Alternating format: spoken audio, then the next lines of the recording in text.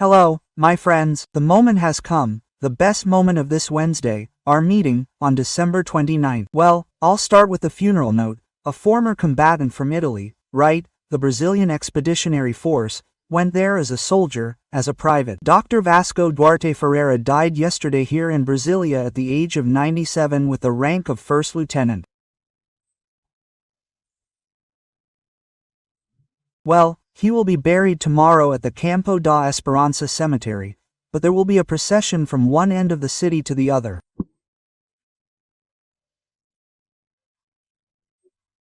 His wake will be at the Association of Ex-Combatants, which is in the far north of Brasilia, and the cemetery is in the far south. There will be a funeral procession that starts at 3 p.m. tomorrow, and the burial with military honors, heroes' honors, is scheduled for 4 p.m.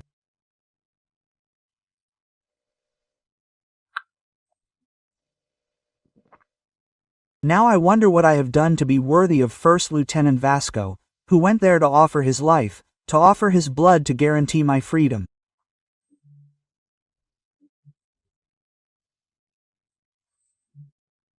I was born in 1940, and in 1944 he was there, offering his life for freedom. What are we doing today for our children and grandchildren, for freedom? It's time for us to ask. Don't forget to subscribe, and at the end, don't forget to leave your like or dislike.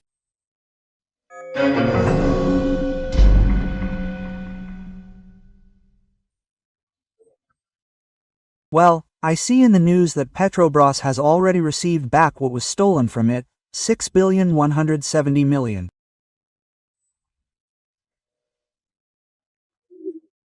Now I want to understand how no one is responsible, no one stole. The Supreme Court annulled lawsuits, people are out on the streets again, but they return money, which is a confession. $6,170,000,000 is already part of the return. I'm trying to understand this act of the Supreme Court.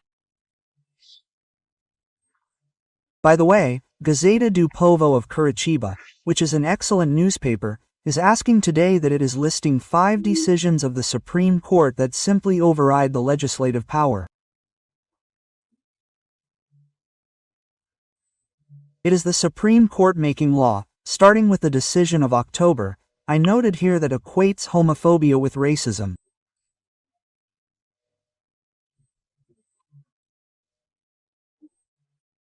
And homophobic insults, just like prejudiced insults, in general, are unbailable and imprescriptible. Then lawyers ask themselves, wait a minute, is the statute of limitations the normal practice to make the state resolve it? In this case, the statute of limitations is 8 years, but now it is infinite. A person commits a crime at 20 years old, he can be punished at 60, right? Now, how is it a crime if the legislature has not established that it is a crime? What's this story? The other is the end of the world investigation, in which the victim himself is the investigator, the complainant, the judge and the executor in that end of the world investigation. It's something else entirely. Gazeta do Povo is reminding us of this. The other is the health passport rule. You can't enter the country if you don't have a health passport, this and that. Wait a minute, that's a legal issue. It has to be discussed in Congress, just as homophobia has to be discussed in Congress with our representatives. The Supreme Court justices are not our representatives, they were not elected for that. They were not even elected. They were appointed to interpret the Constitution, to solve constitutional problems. Another thing is the permanent flagrant offense that appeared in the Daniel Silveiro case. As long as his speech is on the internet, that is a flagrant offense that will never stop. Yes, it is a complete change in the concept of flagrant offense. It has to be discussed among our representatives. And finally, The fifth one, the eviction of an invaded area, right? The law establishes the resumption of possession, right? Well, by means of a judicial measure that was suspended, the law was suspended, but it was not suspended by another law. What do you mean? Right? They are not talking about the Constitution suspended in several paragraphs of Article 5, right? The right to come and go, for example. Well, let's move on. There's another one now, the Federal Court of Auditors.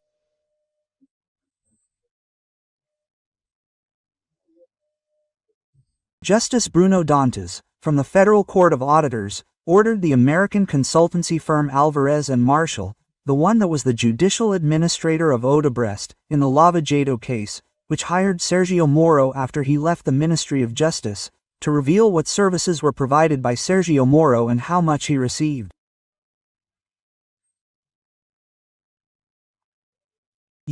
That's why. Okay, there's just one thing. I saw the photo. Bruno Dantas was at that dinner, that last dinner in Sao Paulo.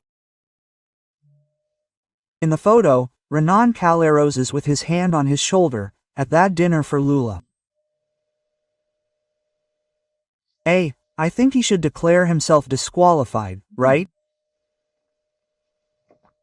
These are the things that we don't understand right now. Today, the Federal Highway Police arrested on BR 158, if I'm not mistaken, Santana do Livramento.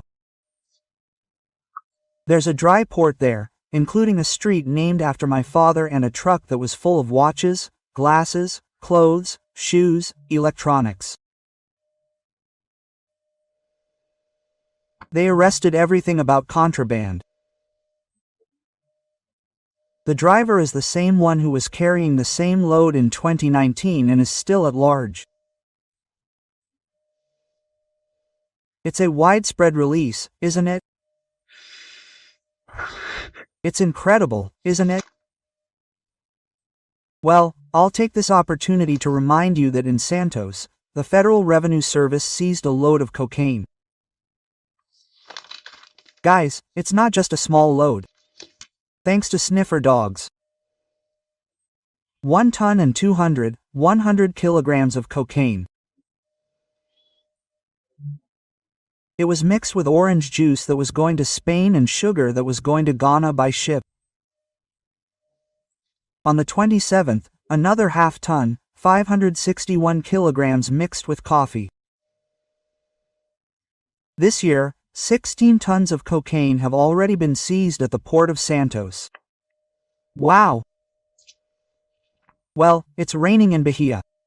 Government personnel are still there, since the 10th, right? They've been there. Okay, everyone is together, walking here and there. The Minister of Citizenship, Minister Roma, and DeKnight, have been there since the 10th, right, clearing the highway. The Minister of Health, the Secretary of, the Secretariat of Surveillance, the National Force, right, with sanitary supplies, the Minister of Regional Development Marinho, Minister Demers, right? Well, the President's order is that they are not to leave there until everything is settled and resolved. The armed forces are also acting there. So here's the record, folks. There's no way not to talk about what happened with the big Brazilian bank that made a trio there against meat.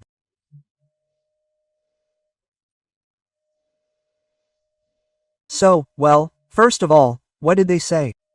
Now the trend, right? There's no scientific proof. Embrapa proves that it's the opposite, right? About the pasture, the cattle, the livestock is not a carbon debtor, right? So then against the cattle's fart, right? And in fact it's ideological. And Bradesco fell for it, right? Well, some guy there, a consultant who doesn't know the people who are kind of alienated, who stays away from the people, who are stuck in those ideology-based things, right? And he ran this campaign, and there was a backlash, It's no joke, right? Well, I think the bank should ask its managers who are on the front lines. It has thousands of branches. Ask the manager to find out who their target audience is. Ask the manager, he knows more than the director who is over at Faria Lima or the other one, right, at the headquarters. Well, the bank shouldn't get involved in this. I don't have an account with B now. At the bank where I almost had an account, I withdrew 80% of the money I lent to the bank. When they put a naked man there for the children to watch, I did. Just as a warning, if you do it again, I'll withdraw everything. Because banks are about money. Money has no ideology, no political party, no religion, no country. So take care of your money, our money, and leave it there. I'm keeping an eye on another one I've also done a lot of good for. Hey, there's an heiress there who wants to get involved in politics. She's going to stick to her side. She's going to do like the other guy who was against meat and got mortadella.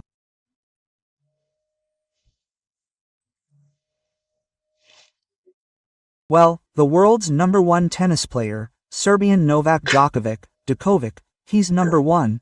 He's not going to participate in 2 major tennis competitions in Australia because they require vaccination there, and he's like, so I'm not going. And both competitions will be without the biggest star in world tennis. Something similar is happening in Germany. Oh, he can't go to work, he has to be vaccinated, so I'm not going to work anymore. So, right? Even in police stations, fire stations, hospitals, in the army, these things have been happening.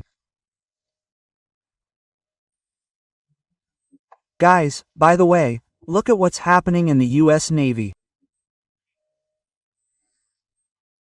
The USS Milwaukee is sitting in Guantanamo, Cuba, because of the 100 crew members, 24 have COVID. The Navy said they are 100% vaccinated. Well, the destroyer Halsey only weighed anchor now in Pearl Harbor.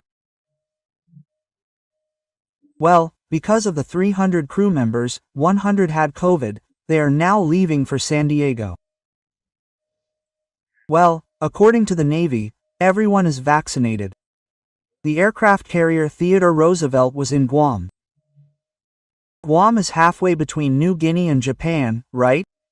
It's an island, it has a large naval base. This aircraft carrier has 4,800 crew members, right, military personnel. There were 1,000 cases of COVID and 1 death. It had to stay in Guam for 2 months. Now it's returning to Miami. The Carnival Freedom cruise ship left Miami before Christmas and went to the Caribbean. In fact, no one could board the ship without proof of having been fully vaccinated. When it arrived in Bonaire, then in Aruba, no, it doesn't reach here because there are cases of COVID. Now in Santos, 2 Costa Cruises ships, 32 total cases of COVID. Anvisa didn't let me disembark, isolated the COVID cases, went to Camberu. No, Camberu, no one disembarks. He's going back now. He's going to Ilhabela, if I'm not mistaken. Ilhabela. Then he'll stay offshore in Copacabana to watch the fireworks. Well, just making this note here, by the way, it's regrettable, right? Another young death that we mourn. That singer who was hospitalized on the 15th, who was singing, was recording, suddenly fell. Now his friends say that he was already feeling pain in his legs, then chest pain, thrombosis, cerebral edema. Then it was his kidneys, they stopped working. He had already had a cardiac arrest, 28 years old. Murillo Delmau Ribeiro was a duo with Lula, right? It was regrettable. Well, folks, one piece of data is the end of the year, there are a lot of things. The IGPM, which ended the year at 17.78%, is the general price index for the market, wholesale, etc. Last year it was 23%, which went down, but it went up in retail. The IPC, according to the Getulio Vargas Foundation, was 4.8% last year, and now it's 9.32%. Well, I said the other day, folks, it's about industry, right? The pride of our industry. I have to talk about the pride of our agriculture. Just look, the BOM Futuro Group harvests 1,300,000 tons per harvest. It has 21 processing, storage and grain plants. These are data I got from the Rural Channel. Well, there are 9 cotton processing plants, 3 seed processing plants, 583,000 har. I saw SLC Agricola being born in Horizontina, in Rio Grande do Sul, and now it's going to be the largest in Brazil, and it's going to have 600,000 har. Soybeans, corn, cotton. Well, the former governor of Mato Grosso has 258,000 hectares of soybeans, corn and cotton, 1 million tons per harvest, right? Well, all of this means that Brazil will reach a $60 billion trade surplus. That's it. I didn't want to end without first talking about what I saw on Isto's social network, the Christians. That's what Christians are, the Christians. The Christians from India on Isto's website. Well, and I saw on another website that Bahia recorded another death. To record is to put it where there should be. That's accounting. They recorded another death, right? Yeah. Paulo Freire's primer from Brasilia. Alexandre Garcia. Hello, my friend. Time for our meeting this Sunday, August 31st, as we celebrate 9 years without Dilma. On August 31, 2016, she was convicted by the Supreme Court. Convicted by the Senate. The Senate vote was 61-20, and Michel Temer became president and implemented reforms. It was a period in which things like labor and social security legislation, yes, fiscal balance, were corrected.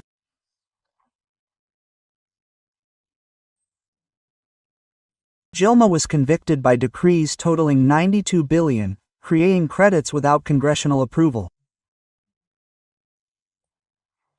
That's what a Congress of the People's Representatives is for, right? That's how it worked, right? On December 2nd of the previous year, the entire process lasted 273 days.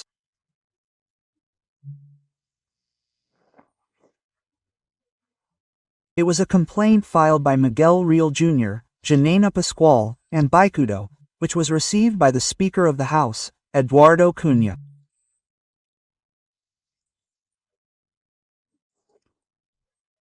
Then the chamber voted on April 11th, authorizing the process by 367 votes to 137, then it went to the Senate and had to go through committees, right? There were many votes. Well, on August 9th, by 59-21, they decided the final judgment. She had already been suspended since May 12th, temporarily suspended, right? She was permanently suspended on August 31st.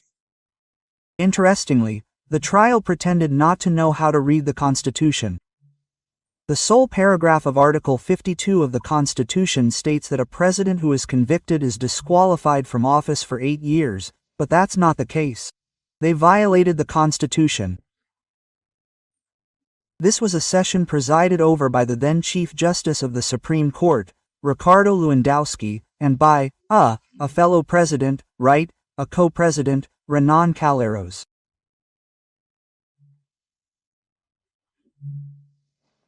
The Senate majority made an interpretation there and left it out, but the people of Minas Gerais corrected it and left her out of the Senate election.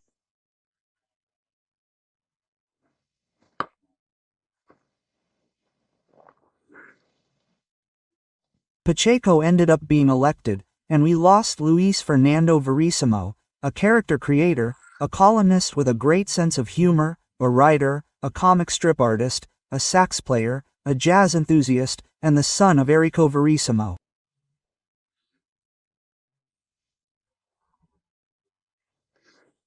He died at 88 of pneumonia. A great loss, without a doubt. Hey, and above all, a fellow gaucho. Hey, I spoke with him 3 or 4 times, as usual, and they were very brief conversations. I talked more than he did, once in Bahia, once in Porto Alegre, once on a plane, once at a state fair, if I'm not mistaken, here in Brasilia, where he came to play sax. Luis Fernando Verissimo, a great loss. How was losing Enrico, my first readings? Enrico Verissimo. Well, remember to subscribe and leave a like or dislike at the end.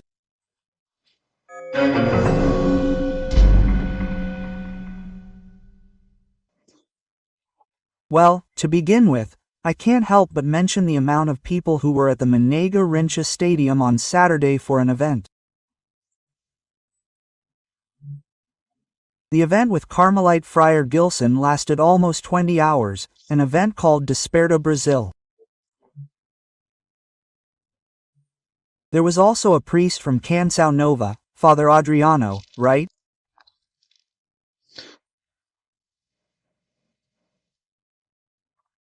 Yeah, Catholic songs, Catholic preaching, Christian preaching, preaching from our Western Judeo-Christian culture.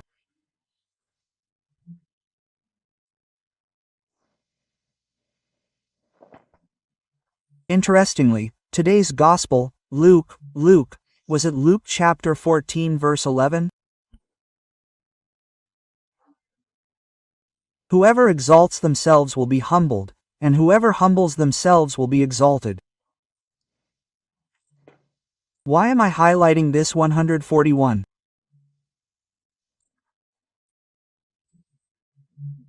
Because we're seeing the attempt to humiliate former President Jair Bolsonaro, right, with this house arrest. It's the federal police, the head of the federal police, suggesting that agents stay inside the house.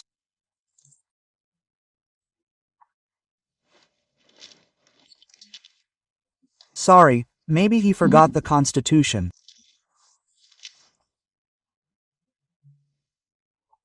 Article 5, Section 12, a constitutional clause, is inviolable, sorry, Section 12, no, Section 11. The home is the individual's inviolable sanctuary, and no one may enter it without the resident's consent, except in the case of flagrant crime or disaster, or to provide assistance, or during the day by court order. In other words, you can stay even during the day, but not at night, right? The Attorney General disagreed with this absurd, aberrant suggestion. Then Folha de São Paulo ran a headline that Bolsonaro could jump over the wall to his neighbor's house, right? There are aberrations that are being introduced here that are meant to humiliate, but in reality, the one who humiliates himself is the one who suggests this.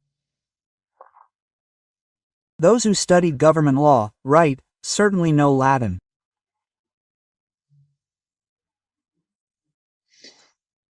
So I'll remind you of a refrain from Roman theater, ridendo castigat, because this is laughable. It's ridiculous, right? The good news is, well, the trial will begin now, right?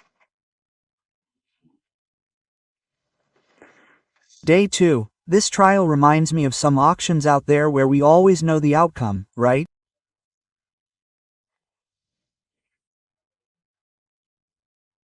Speaking of which, the police arrested those who broke in and robbed the home of Bolsonaro's ex-wife and her ex-husband, the mother of Bolsonaro's 3 oldest children.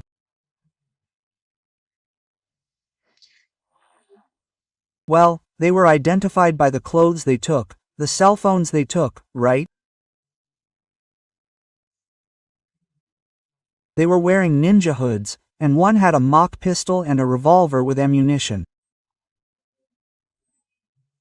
By the way, the journalists writing this don't know that ammunition is collective, right? As for ammunition, there weren't cartridges, it was ammunition. Ammunition is like cattle. We can't say we sold 4 cattle. We can even say it was 4 cat heads, 6 rounds of ammunition. But okay, let's go, right? Just now, they caught a former Formula 1 driver in Sao Paulo. He now works selling cars. He was driving a Lamborghini that was on display for sale, but it had no license plate.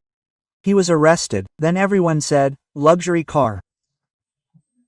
No, a Lamborghini is a sports car, it has wonderful materials inside, but it's very uncomfortable to get in and out of. It's very hard, like all sports cars. A real luxury car is the Maybach, which is Mercedes' top of the line, right? Or Rolls-Royce or something like that. But anyway, this requires journalists who are required to have general knowledge. Okay, enough criticism. Lula hit Nicolas. He's worried, he's afraid of Nicolas, the future presidential candidate. Maybe he's not old enough yet.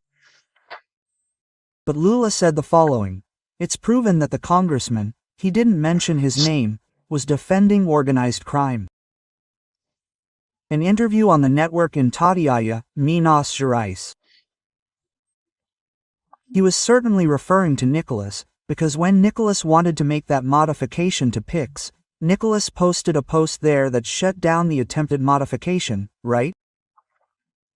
So he's accusing Nas. It's proven that the congressman was defending crime. 2 things. The President of the Republic as a head of state, occupies an important position, is obliged to do one now. Name the congressman expressly, because that affects 513 congressmen. There are 513, it could be anyone, right? And second, it's approved, so show the proof, right? Interestingly, he announced with Starlaco, it was announced with Stardaco, Brazil will adopt measures, against the United States, right? Retaliatory measures. And now Lula said, but not now, there's no rush.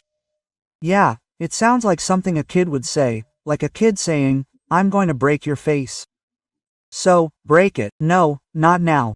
There's no rush, right? Yeah, my God. We have to keep track of these things, right? The AGU hired a law firm, saying it will cost $3,500,000. That's almost, let's say 19 million, right? Who's going to pay? You, right? Well, a taxpayer to defend Brazil in the United States, as if there wasn't an embassy there to defend Brazil's interests. But no, it won't be the taxpayer. The GU didn't say it will charge those who provoke this. There's a lot of betting, right? There's one side saying, look, the one who provoked it was Eduardo Bolsonaro, Jair Bolsonaro, Paulo Figueiredo. There's another there saying, oh, no, the one who provoked it was Moraes, Dino, Barroso, Alcolumbre, Diastafoli, it was Pacheco, right? Anyway, the fact is they're going to pay. It's the public treasury that's going to pay for it. And from what I'm seeing on the news, it won't do any good. A magnificent application, and the one who caused, the continuation of the tariffs was the only president in the world, the only head of state in the world who didn't call Trump after the tariffs were applied. Those who called resolved it, right? The Mexican, who is left-wing, who didn't want to close a free trade agreement with Alcom, right? He got away with it, he did what was demanded of him. He'll take care of the border, he won't let drugs or illegal immigrants in. That's it. From Brasilia, Alexandre Garcia.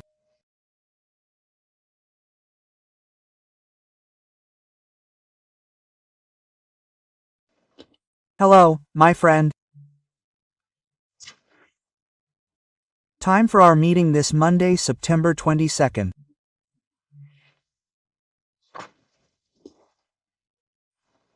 Well, in 1897, on September 22nd, Antonio Consolero died in the Canudos campaign. The army went there after Colonel Moreira Cesar's expedition was defeated with the death of the colonel, who had killed many prisoners in Santa Catarina, suppressing a Federalist revolution.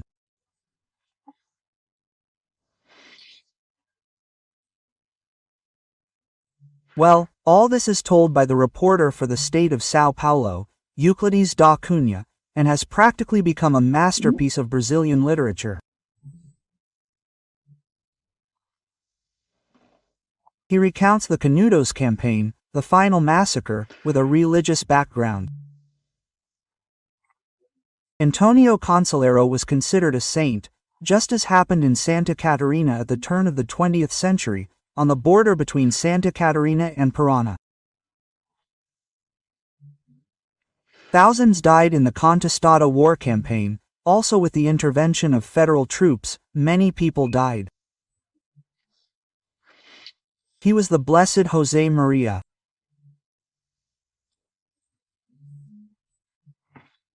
And I remember there in the Murs, in Vale dos Sinos, in Rio Grande do Sul, in Morro do Ferrabras, Jacobina and Jorge Maurer, Orthodox Protestants, also with a campaign by the army going there to repress and kill people, massacres.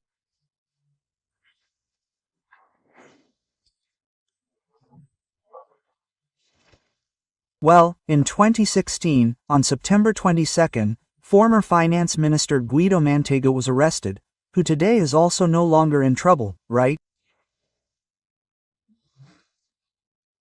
It was in Lava Jato. They dismissed the conviction, nullified the evidence, and even punished Judge Sergio Moro, the public prosecutor of Delton da Lanhol, Brazilian things. September 22nd. Now spring is arriving. Right now, the sun is more or less perpendicular to the equator. It hits the equator squarely, passing over to hit the southern hemisphere, then causing summer in the southern hemisphere.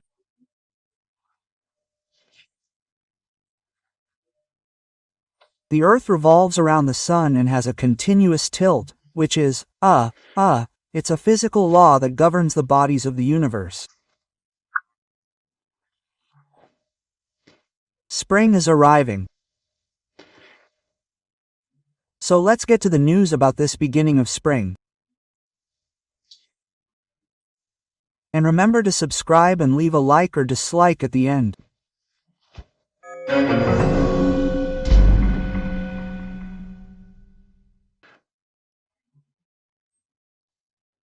Well, spring hasn't arrived for Alexandre de Moraes' family. It's already been autumn since he was framed by the Magnitsky Law at the end of July, and now the law's application has been extended to his entire family. A financial winter has arrived for the Moraes family.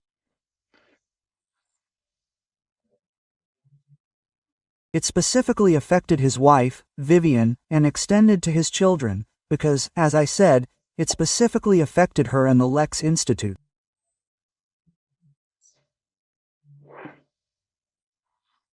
Well, Lex means law in Latin, but coincidentally, it also reminds me of Superman's Lex Luthor, which is very similar to Moraes.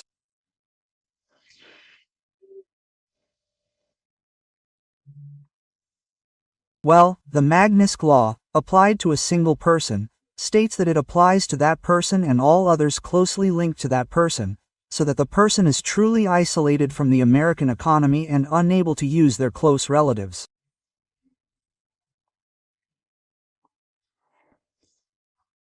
This Lex Institute is a holding company that's widely used, right? I don't know if you're familiar with it. Well, big banks, encourage the creation of this.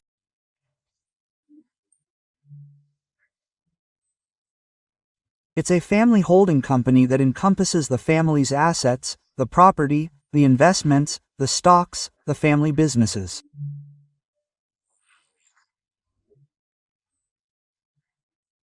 This makes it easier to share the inheritance later, right? I think it also mitigates the taxes owed. It's often based in a tax haven or something similar, right? Minister Alexandre de Moraes created this holding company in 2000, so it's been around for quite some time. So, it encompasses all the assets, bank accounts are frozen, and any financial connections with the United States are prohibited. And since American finances are involved in everything, right, from credit cards to banks, even Brazilian banks that have branches in the United States, which are listed on the New York Stock Exchange, there's no way they can avoid practicing what the Magnitsky Act mandates, right?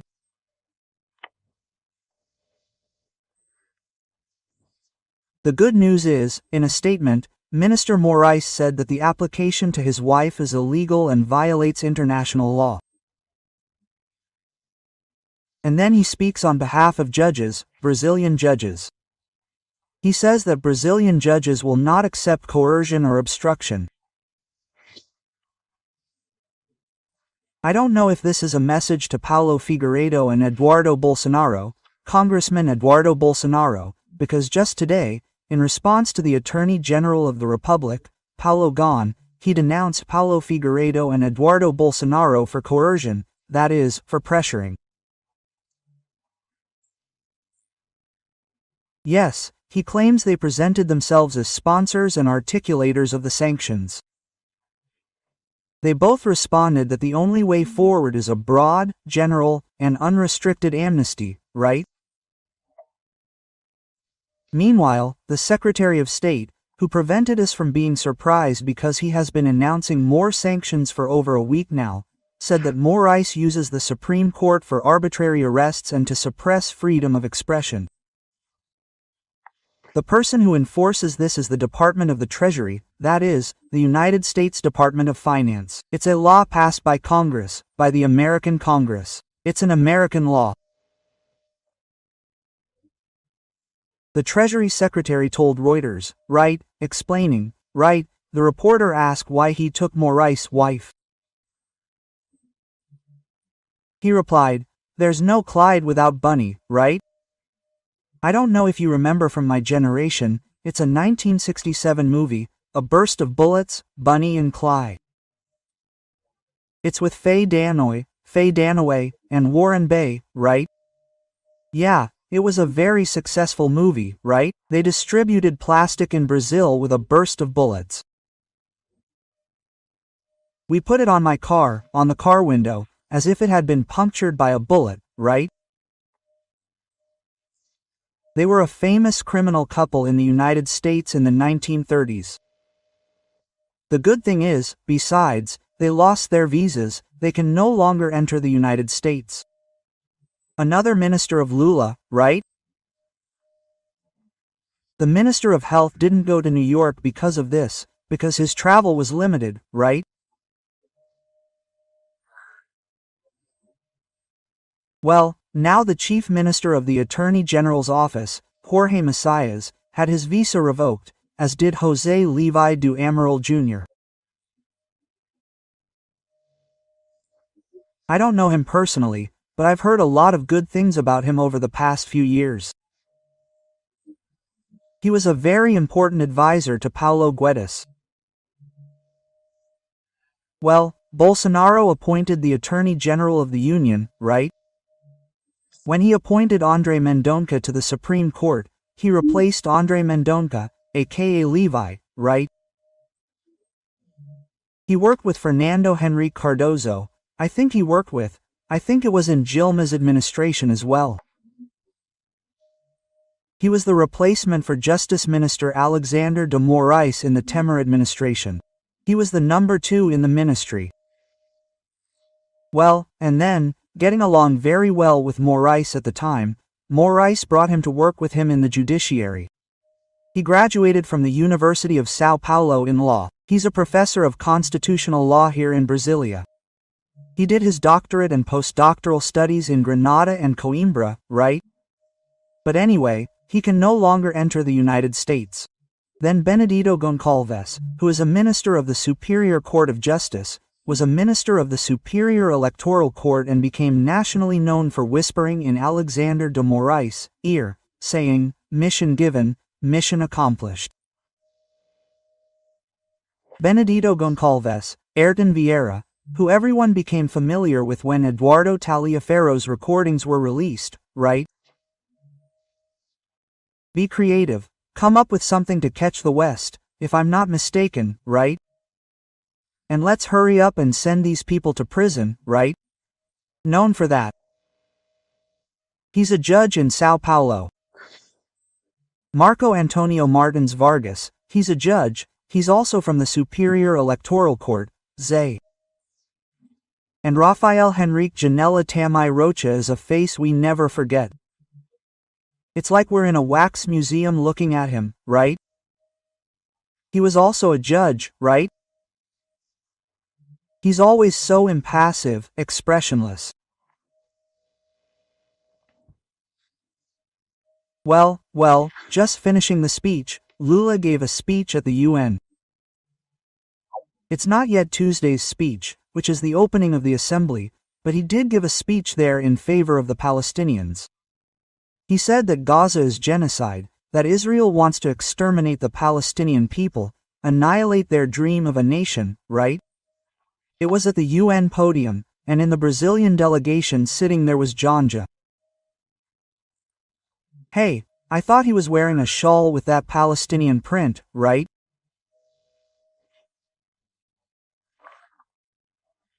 Hey, not once did Lula mention the obstacles Israel faces in fulfilling its commitment to creating a Palestinian state, which began with Yasser Arafat.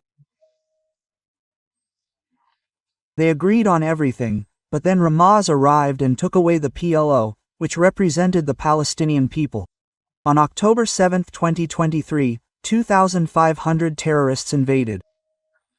500 terrorists from Hamas invaded, slaughtering women, children, the elderly, raping, and microwaving babies. My God, it was, right? There's another side that makes it impossible for Israel to coexist with a radical Islamic movement that will only rest with Israel's extermination. Lula said here that Israel is the extermination of the Palestinian people. He forgot to demonstrate that, right? Because Israel is defending itself from attacks it has suffered since its creation. When they created the two states at the UN, in the session chaired by Osvaldo Arana, a Brazilian, the State of Israel, and paved the way for the creation of the Palestinian state.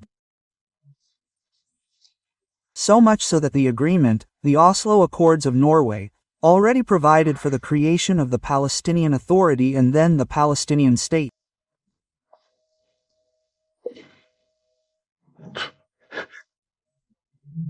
The issue has been going on for a long time, and it's difficult to find a solution in the face of religious fanaticism, of those who want to sweep Israel away, to stop pushing Israel from the Jordan to the sea.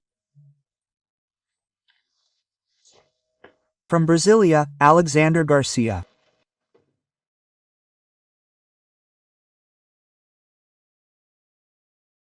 Hello, my friends. It's time for our meeting this Monday, December 19th.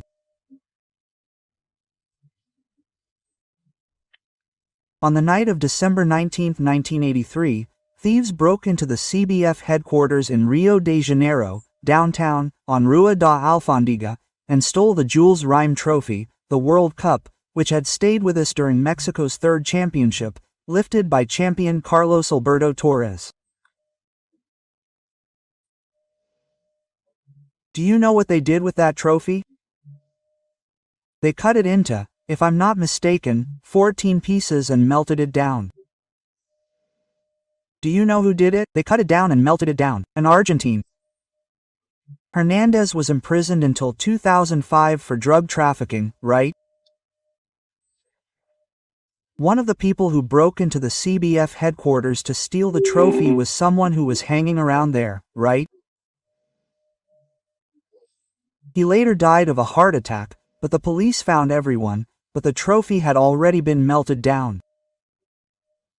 Then they made this other one that the Argentines have now taken. Don't forget to subscribe and leave your like or dislike at the end.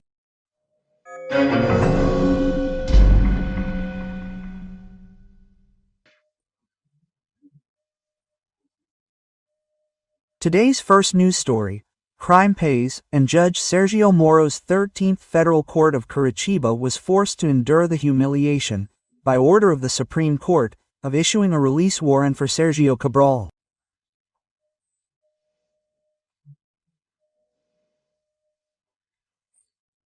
"425 years have passed quickly for him, thanks to being in Brazil. Had he been in the United States, it wouldn't have been like this. Hey, he'll be under house arrest. It's the same one they gave Maloof. He stayed in that mansion over there in the gardens. It was a reward, right? Staying at home, especially when you live well, which is the case with Sergio Cabral. He confirmed his address, he'll stay there.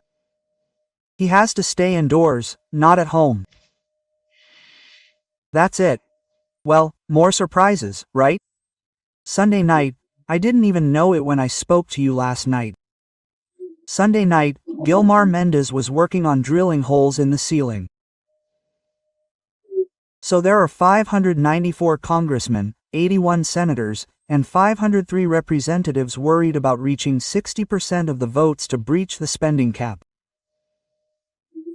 When Gilmar Mendes has the drill there, right?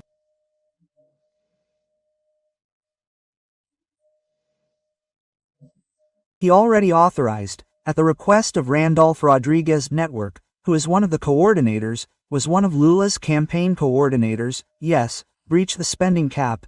You can breach the spending cap when it's an essential expense, like Bolsa Familia, Bolsa Brazil, or Ox Brazil, whatever.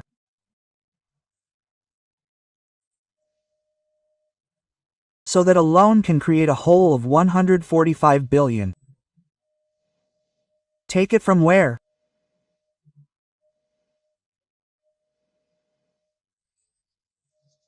From China, from Mars, from some gold mine, or issue debt paper, or increase revenue, or issue currency and devalue the currency that's in our pockets, right?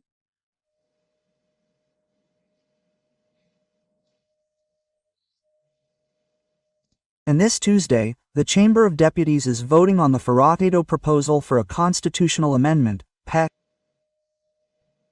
It's going to be a pleonasm.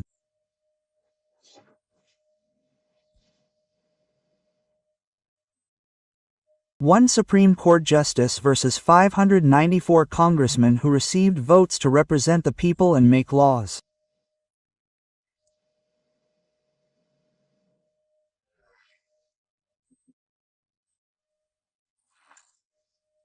The former finance minister, Nóbrega Mauri, da Nóbrega, anyway, I wrote his name down here.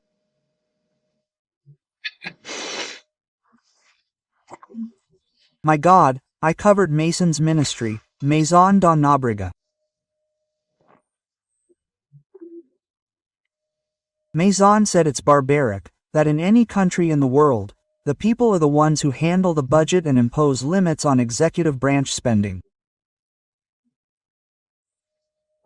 It's the legislature, not the Supreme Court. The legislature is the one who establishes what the executive branch can or cannot spend. He overrode it.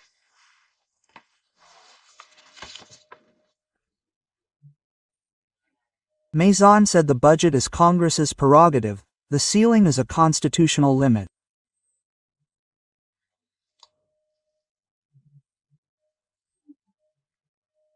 Both the Constitution and the budget are set by the Constituent Assembly or by constitutional amendments, and always by the National Congress or the Constituent Assembly, right?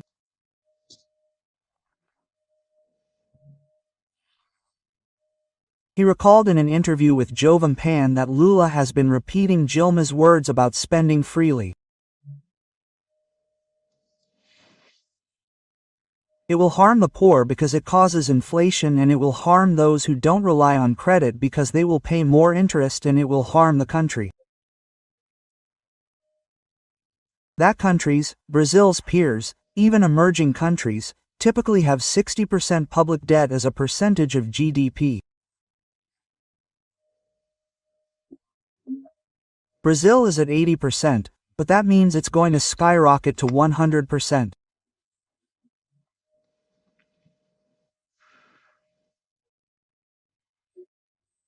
As if that weren't enough, the Supreme Court, in the plenary, by a narrow 6-5 vote, said that the Rapporteur's amendment is unconstitutional.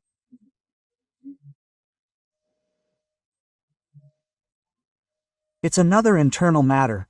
It's a rule that the National Congress has been implementing every year when it prepares its budget.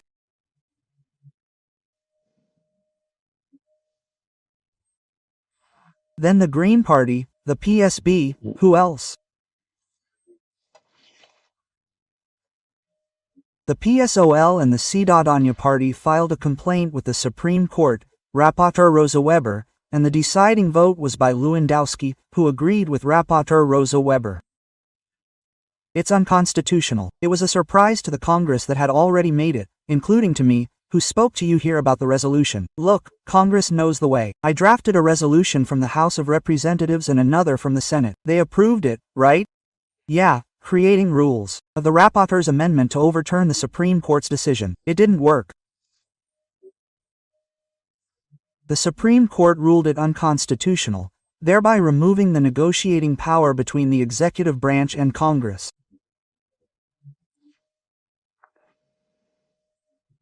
Each tries to pressure the other in some way. It's political negotiation that leads to a decision that's supposedly the best. One more.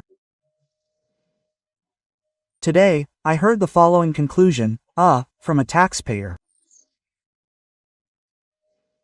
Wow, then let's save money. We're paying 594 representatives and senators and another 30,000 people who work in the Chamber of Deputies and the Senate. So it's cheaper to just pay the 11 Supreme Court justices who make the laws and the Supreme Court staff, right?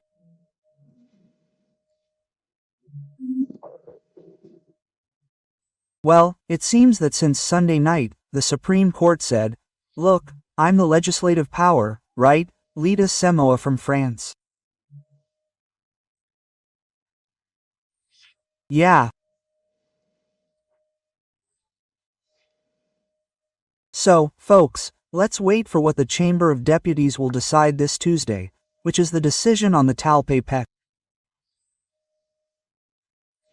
It needs 308 votes from the deputies to be approved.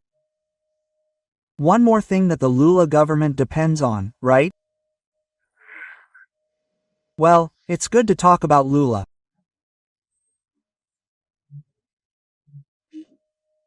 The President of the Senate, Rodrigo Pacheco, this Monday, summoned the deputies and senators for the inauguration on the first day at 3 p.m., the same time that 3 p.m., is stated in the New Testament as the time that Christ was crucified, right, there on Calvary.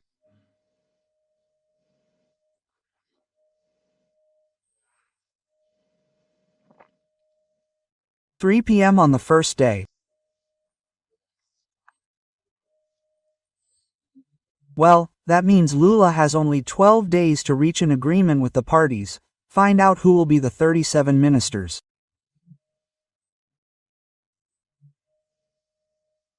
He's already appointed about 7, but there are still a lot of people missing.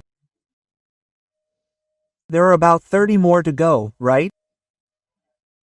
And besides, there's only this week to decide on the state-owned companies law, which won't be approved anyway, which prevents Mercadante from joining the BNDES, right? And there's only this week to decide on the Gastancia Peck.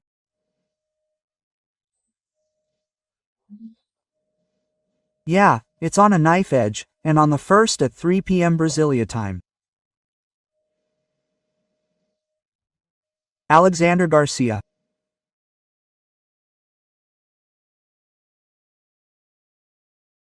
Hello, my friend. Time for our meeting this Tuesday, February 18th, which has been chosen as National Day to Combat Alcoholism.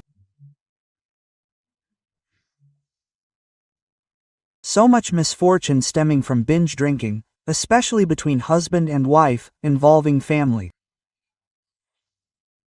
So many fights, so many deaths, how we wish the example came from above, right? But yeah, it's terrible. The harm caused by alcohol is so great, right? Yeah, they say it's much greater than drugs. Now, it's interesting that there's no campaign here in Brazil against drug use. A real campaign that ends there. Criminal gangs live off the money from drug users, right? Simple. And on February 18th, in 1808, newly arrived in Bahia, Prince Regent João Maria de Bragança, the future Dom João V, right? Only after his mother's death, the Queen's death, did he become King, Prince Regent. He founded the Bahia School of Surgery, which is now 217 years old, right? 217 is Bahia's medical school, the first in Brazil. The vision of this Prince Regent of the Bragança dynasty, right?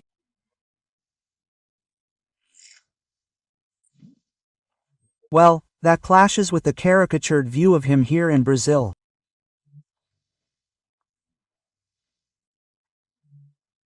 I think it's a kind of legacy of the Republican movement that wasn't popular, right? The people didn't even know what a republic was. But anyway, it's Brazil. Now they're proposing a semi-parliamentary system, which is actually the system that existed during the empire, right? But come on, the head of state won't be the emperor, it will be the president of the republic, right? Who has the power to dissolve parliament and call new elections? Well, but that's another matter. Let's move on. We're getting close to 3 million.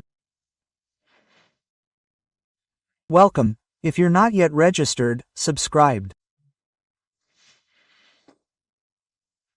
And let's move on to today's news, today's comments.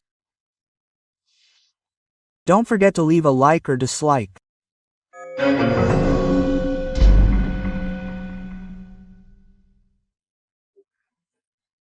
Today I wanted to begin by discussing a Sunday statement by a lawyer who has defended the Workers' Party, PT, including Lula, and who is closely linked to José Dirceu.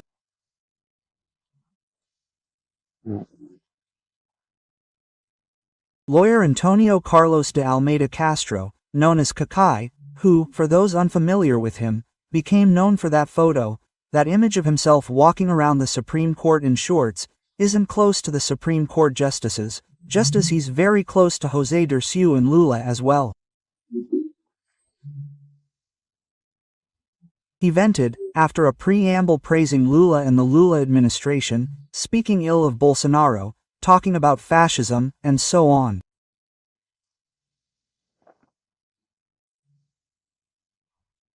He gets to the point, saying that the Lula of today, in his third term, is isolated, trapped, a different person. He doesn't engage in politics, doesn't receive old friends, doesn't receive political allies, wants to lose the 26th election and runs that risk. He has no one close to him to tell him what needs to be said, and that's for various political reasons, but mainly personal ones.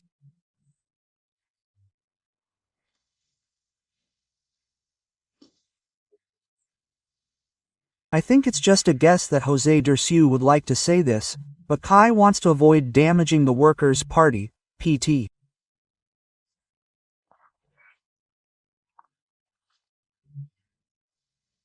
If Jose speaks, it'll be a huge burden that could even split the PT, split the pro-government groups that still support Lula.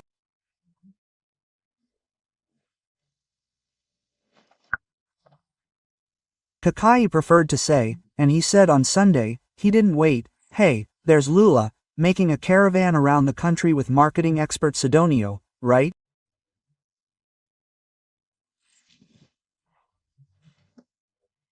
He said things that ended up causing satire, irony, and criticism, perhaps worsening the situation, which is already very bad, with a drop of 49% in support, from less than half in the Northeast to 33% in 2 months, right?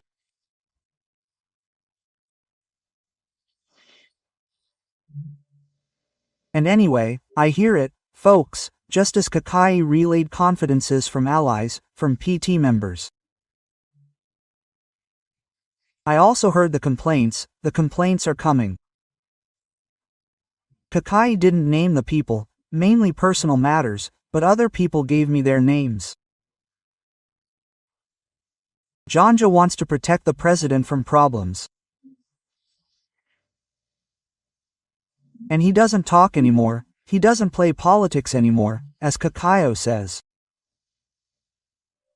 And with that, it seems like he wants to lose the election.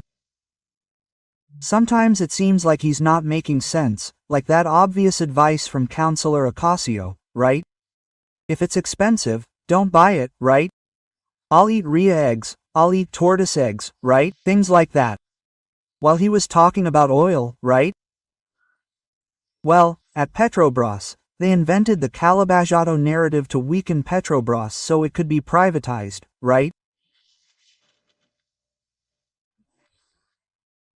Everyone knows that Lavajado existed because of the corruption of those who confessed to corruption, of the construction companies who confessed to paying bribes, right? Oh, Petrobras executives who returned millions that were already in the Swiss bank. No, there's no discussion about that. The worst discussion is knowing why the Supreme Court dismantled Lavajado and international transparency itself and put Brazil way down in terms of corruption because of the Supreme Court's actions, right? Annulling evidence, etc. Anyway. Then people wonder, was Janja the result of Lula's change, or his age? I don't know what else. He was released from prison under the assumption that he was the only one who could defeat our enemy Bolsonaro, right? We defeated Bolsonarism. Hey, maybe he liked the idea, but maybe now he's feeling tired.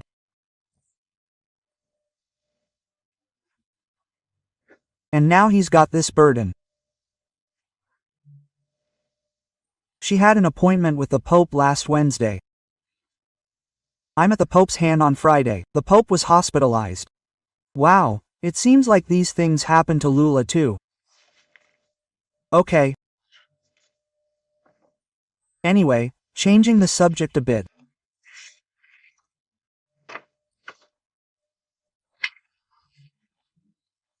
Hey, after listening to Gustavo Gier vent, and adding what Gustavo Gier said about the amendments, vote buying, and the other way around today, right?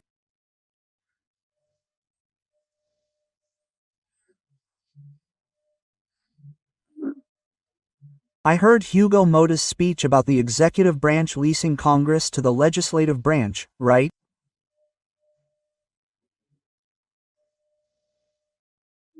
Back then, I heard people saying, it's by giving that one receives, right?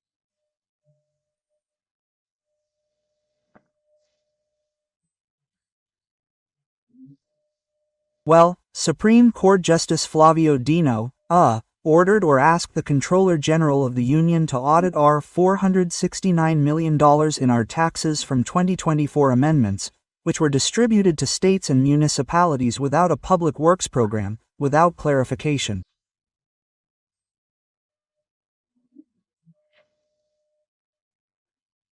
He requested an audit to find out what this is all about, right?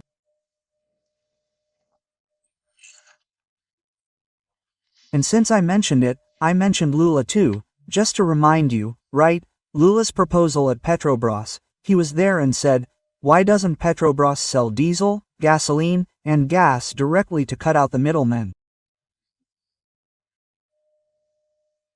A big energy supermarket. Petrobras had a Petrobras distributor, right? BR distributor, but it doesn't anymore. Hey, you're copying Bolsonaro's idea of ethanol, right? People should buy directly from the ethanol plant, be able to sell directly to avoid the return. Bolsonaro even showed it.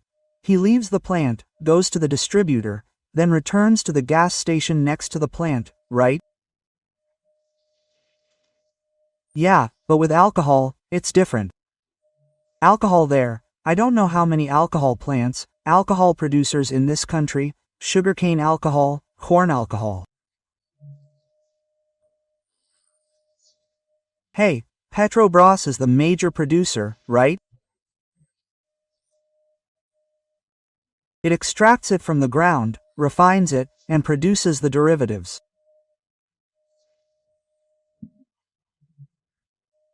If it hasn't done this until today and got rid of the distributor, maybe economic reasons don't compensate for it, right? But it's the will, it's the nature of the left that is statist. The main thing for the left, this is a very serious issue of freedom. The main thing for the left is the state, not the nation. The nation is us, who speak the same language, live in the same territory, have similar habits, a similar culture, right? The objectives are more or less the same. We are the nation.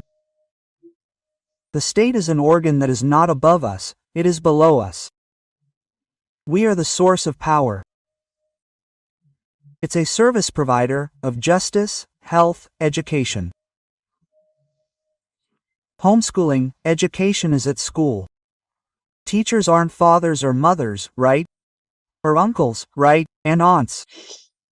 And public safety, right? Basic infrastructure, like sanitation, for example. Well, that's the difference. Now, the left thinks the most important thing is the state. The state imposes itself on the nation. The state owns the nation. The state rules the nation.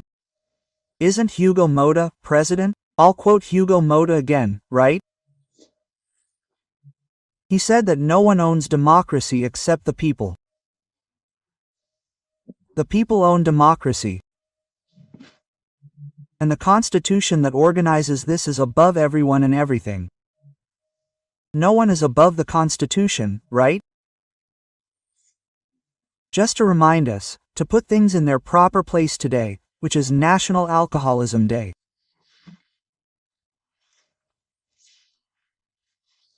Alcoholism contributes, to leaving people with memory loss, with reasoning difficulties, right? It's very bad. From Brasilia, Alexandre Garcia.